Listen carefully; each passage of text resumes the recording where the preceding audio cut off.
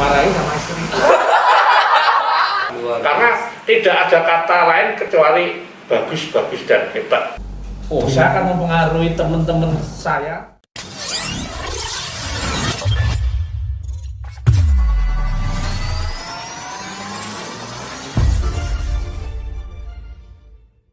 Assalamualaikum warahmatullahi wabarakatuh. Saya mau memperkenalkan program baru dari Perpustakaan Ganesha, yaitu Gaspot. Jadi tujuan dari Gaspot sendiri atau Ganesha Podcast adalah untuk memberikan informasi-informasi terkini, mengembangkan sumber daya informasi elektronik melalui tayangan virtual dan audio, serta mengembangkan inovasi-inovasi baru yang dikemas dengan gaya yang menarik, mengembangkan skill dan kreativitas seluruh warga SMA Negeri 1 Jetis.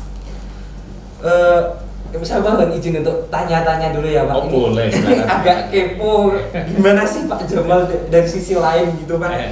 Sebenarnya apa sih cita-cita Bapak sewaktu muda dulu tuh? Baik, Assalamualaikum warahmatullahi wabarakatuh. Sebelum saja pertanyaan saya ini, pertama saya akan selamat ya kepada kalian, kepada agen-agen literasi, karena apa, punya program baru yaitu Gaspot ya. Iya, yang ini cukup keren karena apa, di saat kita masuki era digital ini memang program-program kayak gini yang sangat-sangat diharapkan, apalagi oleh generasi-generasi kalian gitu. Iya. Terus kembali ke pertanyaan Anda tadi bahwa cita-cita saya waktu itu, saya sebenarnya awalnya tuh waktu masih muda, semuda kamu tuh pengennya jadi tentara, karena kita lihat tentara tuh keren ya, pakai di mana-mana ditempel-tempel brevet ya, yang menunjukkan sebuah prestasi daripada tentara itu. Jadi idaman gitu. Oh betul ya, tapi waktu itu kebetulan saya mendaftar di Akabri, kebetulan tidak lolos, sehingga akhirnya mencoba daftar di IKIP namanya dulu, keguruan ilmu pendidikan di Yogyakarta. Dan alhamdulillah sejak itu ya mau tidak mau saya harus mengubah cita-cita saya, yaitu menjadi seorang guru yang hebat. IKIP tuh berarti sekarang jadi UNJ. Betul ya, sekarang UNJ ya.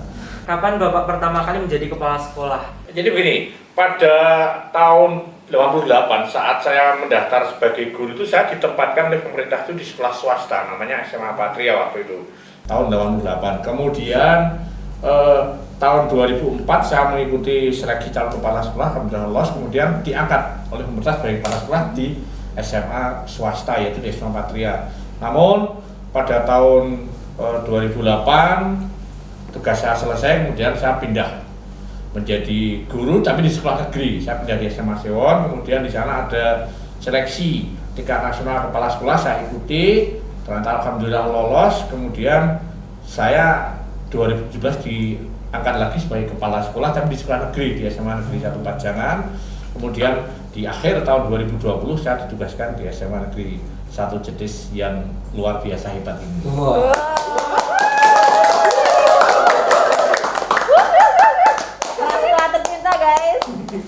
Terus bagaimana perasaan Bapak setelah keterima jadi kepala sekolah pertama kali? Ya, saya punya cita-cita dimanapun saya berada, saya harus bermanfaat untuk lembaga itu. Sehingga saya punya cita-cita, pokoknya dimanapun saya menjadi kepala sekolah, sekolah itu harus meningkat menjadi lebih baik. Berarti sebelum di SMA Negeri 1 Jetis, Bapak tadi berarti di Pajangan ya? Di Pajangan, betul ya. Apa pengalaman semasa hidup Bapak yang tak terlupakan, baik dalam usaha mencapai karir atau bisa kisah seru selama menjadi guru atau kepala sekolah? Kalau ya pengalaman menarik, manulah. Saya sepertinya ya biasa-biasa saja. Cuma kalau yang seru ini di saat kami jadi guru itu pernah satu sekolah itu yang tidak lolos ujian itu ada sekitar 40 siswa, sehingga jadi stres, sehingga kita harus introspeksi yang salah di mana pembelajaran yang saya lakukan. Akhirnya saya benahi, saya ikut istilahnya banyak baca buku, ikut diklat-diklat, dan akhirnya bisa menjadi guru yang baik. Lalu yang paling seru apa ya? Kalau terkait dengan ya tugas-tugas kepala sekolah, saya pikir ya prinsipnya pokoknya harus lebih baik. Tidak ada yang berat, karena saya yakin asal kita itu bisa berkomunikasi baik dengan seluruh warga sekolah, semua tugas seberat apapun akan terasa ringan. Berarti kan Bapak kan jadi kepala sekolah tuh kan berarti orang tuh menganggap Bapak tuh sebagai orang yang sukses. Berarti kiat-kiat atau cara Bapak untuk mencapai kesuksesan tuh boleh dibagi nggak Pak? Boleh, artinya begini, kita sebagai orang yang hidup itu harus punya cita-cita. Begitu juga sewaktu diberi sebuah amanah itu harus punya cita-cita. Nah, kita di dalam bekerja melaksanakan tugas itu jangan pernah lepas dari cita-cita itu. Atau kalau di sekolah namanya visi. Nah, kita jangan sampai lepas dari visi itu. Dan kalau bisa justru seluruh warga itu harus memiliki visi yang sama, sehingga warga sekolah maksud saya, sehingga semuanya nanti akan bersaling bahu-membahu untuk mencapai cita-cita atau visi sekolah itu. Selanjutnya Pak, Bapak dalam memimpin memilih gaya kepemimpinan yang seperti apa? Terus bagaimana prinsip Bapak dalam menjadi seorang pemimpin? Jadi begini, memimpin itu sebenarnya banyak sekali gayanya. Cuma kalau saya karena sebagai kepala sekolah maka gaya yang biasa adalah pemimpin pembelajaran. Sehingga mau tidak mau kita mengadopsi falsafah yang disampaikan oleh Ki Hajar Dewantara, yaitu Tutwuri Handayani. Artinya kita harus mengikuti gerak daripada seluruh warga. Jadi dengan seperti itu maka nanti akan menjadi mudah. Jadi prinsipnya adalah Tutwuri Handayani. Bahkan kalau dilengkapi ditambah dengan falsafah yang lain yaitu Ing Ngarsa Sutrodo. Artinya saya harus memberikan contoh yang baik kepada seluruh warga yang kami pimpin. Terus Ing Madya Mangun Karso. Artinya kita harus giat, gigih, semangat. Dan yang ketiga adalah Tutwuri Handayani itu. Bapak kan sekarang udah jadi kepala sekolah. Betul ya. Kalau semisal bisa mengulang waktu menjadi siswa SMA lagi, terus apa yang kira-kira Bapak mau kerjakan sekarang? Oh, saya akan mempengaruhi teman-teman saya, ya. Kalau adik masih muda, ya, kan? Dengan era istilahnya, iya, dengan gitu. era yang saat ini, era Ridhani, untuk menjadi manusia-manusia yang hebat. Karena apa? Justru dalam kondisi pandemi saat seperti ini banyak orang tiarap. Adikan saya masih muda, maka saya akan ajak seluruh teman-teman saya, ayo bangkit. Jangan kita kalah dengan namanya virus. Role model Bapak tuh seperti siapa sih Pak? Maksudnya tokoh panutan Bapak yang diterapin ke prinsip hidup Bapak tuh siapa? Boleh tahu nggak Pak? Boleh. Saya sangat senang dengan tokoh nasional kita yaitu Panglima Sudirman. Panglima Sudirman orangnya sangat sederhana dan dia dalam bekerja itu selalu ikhlas. Tidak pernah dia berorientasi pada istilahnya jabatan apalagi kepentingan pribadinya. Sehingga seluruh hidupnya diserahkan, dikerjakan untuk rakyat. Tadi kan itu role modelnya Bapak ya. Sekarang yang mensupport Bapak, yang mendukung Bapak menjadi kepala sekolah atau dalam kehidupan Bapak untuk mencapai kesuksesan itu siapa Pak? Iya jelas, pertama keluarga itu selalu memberikan support bahwa ayo pokoknya kalau kerja itu harus yang terbaik.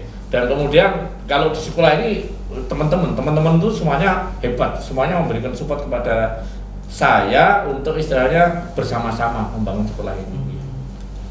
Bapak tuh sebagai kepala sekolah berarti kan sibuk banget ya Pak ya, bisa kan ada jam kerjanya. Terus kesibukan Bapak selain jadi kepala sekolah itu menjadi apa Pak? Saya biasa kalau pagi itu berangkat jam 6, kemudian sampai rumah udah jam 5 sore, kemudian istirahat. Ya kesibukan saya kalau di rumah ya kegiatan-kegiatan di masjid, kemudian kalau hari Sabtu Minggu itu karena libur ya saya isi dengan olahraga. Kebetulan saya tuh senang olahraga, olahraga apapun ya. Jadi saya selang-seling kadang sepedaan, kadang renang, kadang yang rutin badminton setiap minggu pagi saya masih badminton. Oh, oke. Berarti tadi kan kesibukannya tapi saya dengar tuh Bapak jadi abdi dalam ya Pak ya. Itu jarang banget loh Pak yang tahu kalau Bapak tuh sebagai abdi dalam.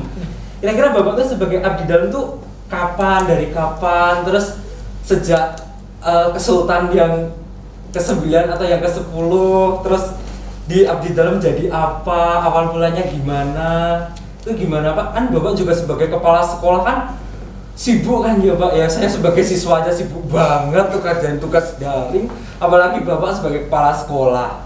Itu gimana Pak? Jadi begini, yang namanya budaya di Jakarta itu kan budaya yang adiluhung, artinya semuanya bagus dan semuanya itu dirangkum dengan memperhatikan yang namanya cipta rasa dan karasa, dan sumber daripada budaya Jogja itu ada di keraton. Sehingga waktu saya tahun 2015 ya, saya tertarik untuk masuk ke abdi dalam kerajaan sudah lama, tapi akhirnya baru tahun 2015 saya mencoba mendaftar, kemudian dites ya tentang diminta untuk membuat paper tentang budaya di Jakarta khususnya keraton, di wawancara pakai bahasa Jawa, disuruh tes nulis Jawa, baca bahasa Jawa. Akhirnya saya diterima, dan ya karena sebagai abdi dalam keprajan, artinya saya punya tugas untuk istilahnya melestarikan budaya Yogyakarta di tempat tugas saya, sehingga di SMA Jetis saat ini ya saya tularkan tentang budaya-budaya Yogyakartaan itu. Setahu saya kan kalau jadi abdi dalam itu ada bahasa khususnya Pak. Wadah ya. Bahasa bagongan kan Pak. Betul itu, ya. Itu yang membedakan sama bahasa kesendirian, kesehariannya itu seperti apa sih Pak? Jadi begini, bahasa bagongan atau itu hanya dipakai di lingkungan keraton. Jadi kita di luar kita boleh menggunakan bahasa yang umum, bahasa keseharian. Tapi di saat ada di keraton ya kita harus menggunakan bahasa bagongan itu karena itu merupakan aturan. Jadi misalnya meniro itu saya, bukan niro itu sampean, seperti itu. Jadi itu harus dilaksanakan oleh seluruh pihak dalam yang ada di Keraton Yogyakarta. Terus Bapak kan di sini kan kayak membuat Jedes itu menjadi sekolah yang berbudaya, bahkan lebih kalau bisa kan mengeksplor budaya di Jogja kan Pak. Sebagai pemerhati budaya boleh nggak Pak sedikit saja menyanyikan lagu Jawa gitu Pak? Bebas apa gitu, sedikit saja. Nah ini yang kalau lagu Jawa ini yang istilahnya saya tuh kurang, karena tidak punya bakat nyanyi. Sedikit Pak. Sedikit saja Pak. Sepotong gitu, campur sari atau langgam atau apa gitu Pak. Nggak usah ya Pak, campur nggak apa-apa. Kita minta kita yang lain kalau nyanyi Jawa itu saya itu tidak bisa ya. Apa ya? Apa? Gombalan pakai bahasa Jawa Pak, misal. Ya udah, gombal atau gimana? Ibu tercinta. Mungkin ada tag ya, saya kalau coba ya apa ya? Apa Pak? Umpomos. Oh bisa kali itu. Ya, itu aja. Oh, iya, iya. Idam sari. Idam sari. Upomo sliramu sekar Pengayu aku kumbang idam sari. Upomo sliramu margi wong ayu, aku kan bakal liwati. Mitra sajagat raya kelingono. Kamu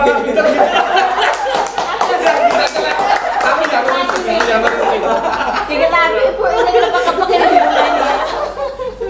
Ya, jadi begini, yang namanya lagu-lagu istilahnya Jawa itu kan apa ya namanya falsafahnya sangat tinggi, sehingga saya dengarkan seneng. Kebetulan kalau nyanyi kebetulan karena memang suaranya jelek ya, tidak bisa. Ini apa kok ini mungkin saya pesen nih kepada Dani. Mas Dani ya. Untuk yang lain kali coba nanti diundang tokoh yang istilahnya bisa menjelaskan tentang makna daripada tembang-tembang Jawa itu ya. Iya, siap Pak, itu, siap. Itu pasti akan menarik, dan itu perlu kita sentuh karena wujud daripada pelestarian budaya itu salah satunya seperti itu. Oke. Menurut Bapak tuh di mana sih Pak sudut SMA Negeri 1 Jetis yang paling Bapak sukai? Entah untuk nenangin diri atau dari kesibukan atau untuk leha-leha. Di mana Pak? Kalau saya di Taman Cisaba, Oh. karena waktu itu saat datang pertama kali di sini, Taman Cisaba itu kan isinya apa ya? Burung kolang-kolang yang tidak teratur, padahal itu ada di depan, ada bekas sumur, ada tempat sampah. Nah, disitulah saya punya terinspirasi untuk membuat bagaimana kalau tempat yang kumuh dan kotor ini kita buat jadi taman. Nah, akhirnya jadilah Taman Cisaba itu. Sehingga kalau siang, sore, pagi saya sering duduk di sana melihat ke selatan karena ada bukit yang sangat indah, ada lapangan yang terhampar, dan akhirnya punya ide untuk mengusulkan bagian selatan daripada SMA Jetis ini menjadi sebuah taman dan amphitheater. Itu berawal dari saya sering nongkrong di Taman Cisaba. Dapat inspirasi ya Pak? Iya betul, iya. Kayak ketiban baru gitu Pak. Oke. Asal nggak ketiban Dani. Takutnya gepeng Pak, alasannya yang kecil. Apa saja selanjutnya Pak? Apa saja menurut Bapak tuh keunggulan SMA Negeri 1 Jetis yang Bapak temukan dan Bapak banggakan sih ya pastinya. Ya, kalau SMA Jetis ini yang benar-benar menurut saya merupakan sebuah unggulan adalah semangat untuk maju dari seluruh guru dan tenaga pendidikannya, juga para siswanya. Kemudian fasilitas ini sangat lengkap. Tapi yang utama adalah semangat untuk maju. Sehingga katakanlah diajak maju dari sisi manapun tuh seluruh warga itu siap. Ini paling bagus menurut saya. Terus kemudian fasilitas, kemudian juga area yang satu komplek dengan sekolah, dekat dengan kantor, dan juga fasilitas olahraga yang ada dengan lengkap ini ya merupakan unggulan-unggulan yang dari sebuah SMA Negeri 1 Jetis ini.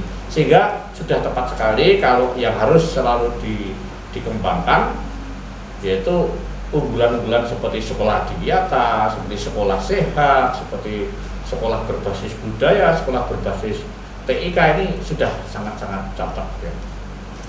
Berarti saat kemarin GKR Gusti Kanjeng Ratu Hayu itu kesini tuh Mas. Bapak, ya Mas bangga ya Pak ya berarti Pak?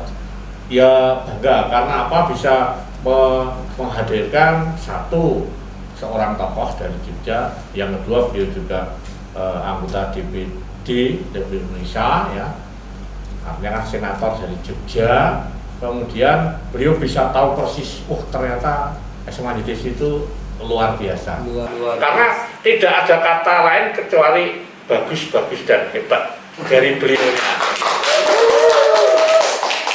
Kan kedatangan Gusti Kanjeng Ratu Mas itu untuk amphitheater kemana ya Pak? Peresmian amphitheater. Menurut Bapak amphitheaternya tuh sekarang gimana? Terus apalagi persembahannya kemarin kan terhitung megah ya Pak ya?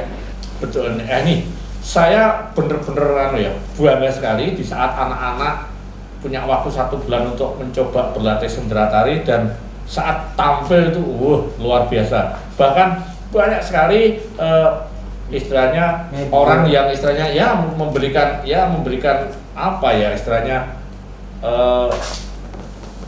dukungan, support pokoknya banggalah dengan pementasan anak-anak, dan itu semuanya di luar ekspektasi saya, jauh lebih hebat ya.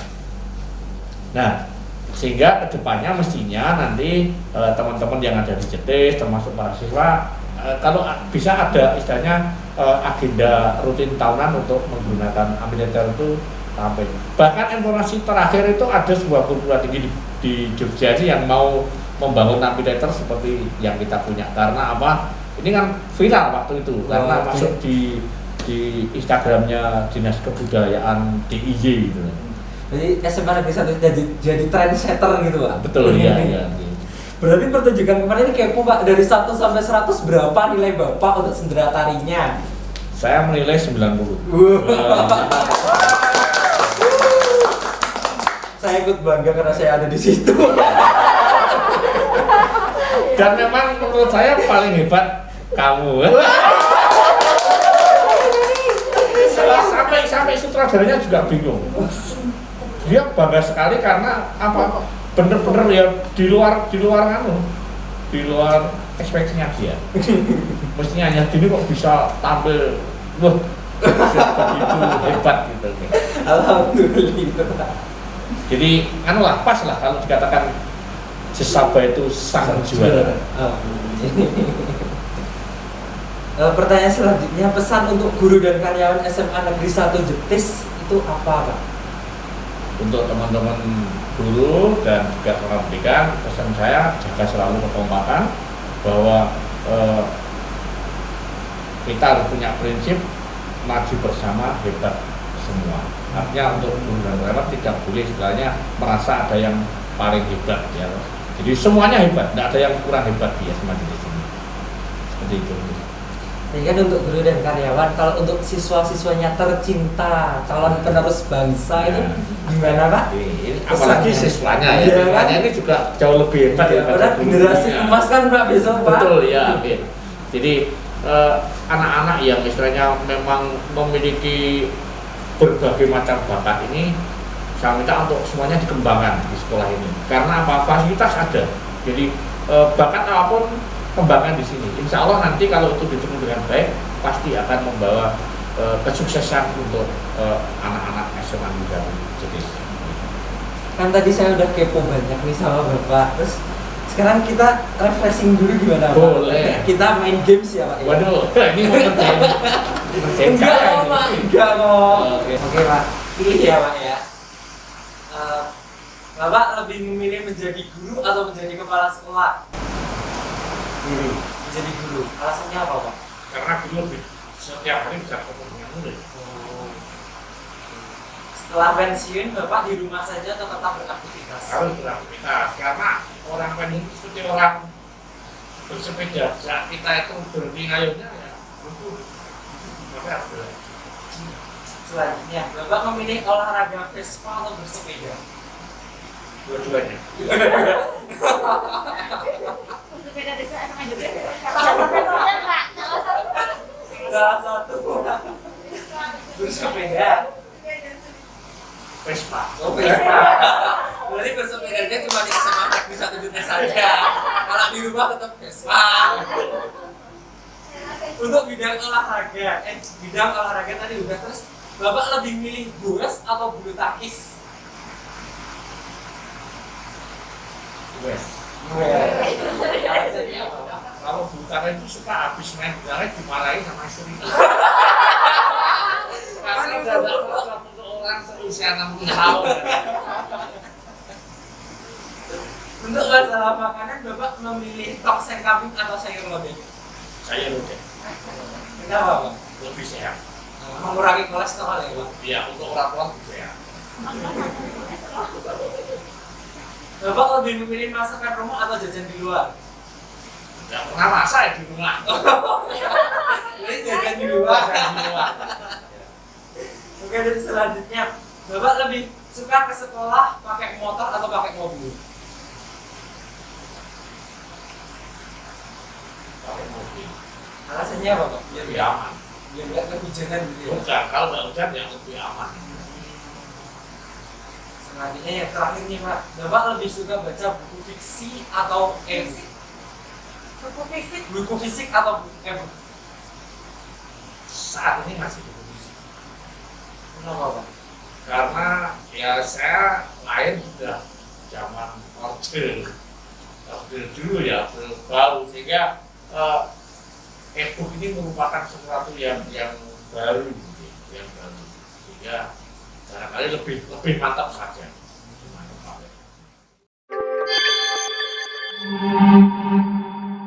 Dengar-dengar nih, Pak, saya dapat bocoran katanya Bapak pernah jadi menwa, Pak. Oh iya. Itu awalnya gimana, Pak? Bisa diceritain? Nah, itu tadi saya tuh dulu kan pernah punya cita-cita untuk menjadi seorang tentara, karena nggak kesampaian. Kemudian di kampus itu ada istilahnya kegiatan kemahasiswaan namanya resimen mahasiswa, saya daftar. Sehingga asik betul karena di sana saya bisa belajar tentang disiplin, di sana bisa saya belajar tentang mountaineering, bisa juga belajar menembak, belajar terjun. Nah, dari sana saya banyak pengalaman. Bahkan ini sedikit cerita. Saya dapat istri itu karena kegiatan mentor. Jadi waktu itu saya sebagai jam master untuk istilahnya turun tebing di daerah Mongon itu kan tebingnya sangat tinggi. Nah, kemudian itu calon mentor itu kan meluncur itu ya, turun tebing itu. Nah, di tengah-tengah dia terbalik. Sehingga saya sebagai jam masternya harus mau tidak mau harus turun untuk menolong. Ya, saya turun, terus saya tolong, saya balik. Nah, tahu-tahu jadi Cinta pandangan pertama. Amar tiba jadi terus no. Berarti semua jadi tresno. Bisa. Terus kalau untuk kedisiplinan sendiri saat menjadi menwa, apa saja yang dapat diimplementasikan ke SMA Negeri 1 Jetis, Pak? Yang pertama tentang PGB. PGB ini istilahnya memang satu-satunya cara untuk mendidik orang menjadi disiplin. Ya.